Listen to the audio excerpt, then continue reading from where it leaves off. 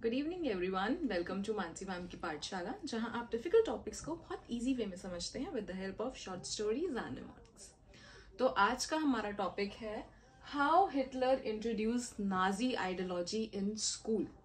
Normally बच्चों को इस क्वेश्चन में बहुत डिफिकल्टी आती है कि नाजी ने ओवरऑल अपनी आइडियोलॉजी को एक्सपेंड करा, बट पर्टिकुलरली स्कूल्स में उसने अपनी आइडियोलॉजी को कैसे एक्सपैंड करा। Okay, so we are going to study this through a short mnemonics. अब आपको क्या याद रखना है, नाजी आइडियोलॉजी जब भी आपके दिमाग में आए कि उसने स्कूल में कैसे इम्प्लीमेंट करी, तो आपने इस स्कूल को ही मेन निमोनिक बनाना है।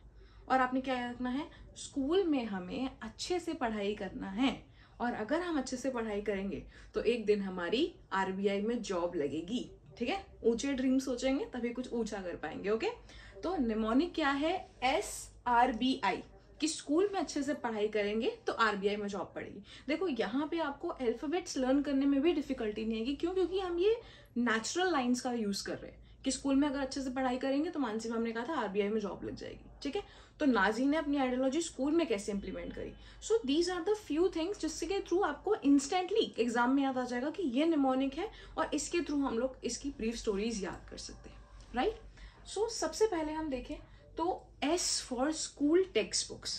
तो जैसे कि हम जानते हैं कि स्कूल टेक्स्ट बुक्स को दोबारा से लिखा गया।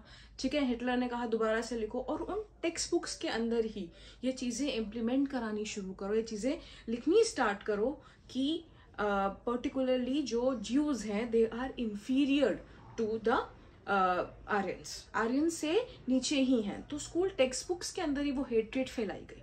सो S for school text books. Next R is racial science. ये चीज़ पढ़ाई गई, ये चीज़ इम्प्लीमेंट भी कराई गई कि पर्टिकुलरली जो ज्यूज हैं they are the weaker section, they are suppose to be treated like that only, जैसे हैं उनको वैसे ही ट्रीट करना है। तो ये रेशियल डिस्क्रिमिनेशन भी हमें देखने को मिला उस टाइम पे। Third is boxing, B for boxing. तो पर्टिकुलरली बॉयज को बोला गया that you should engage in those activities जिससे आपका एग्रेशन बाहर निकले।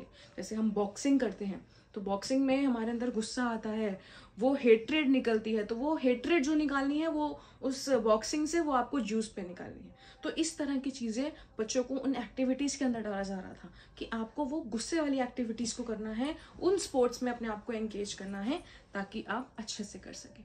ठीक, next is I for ideology.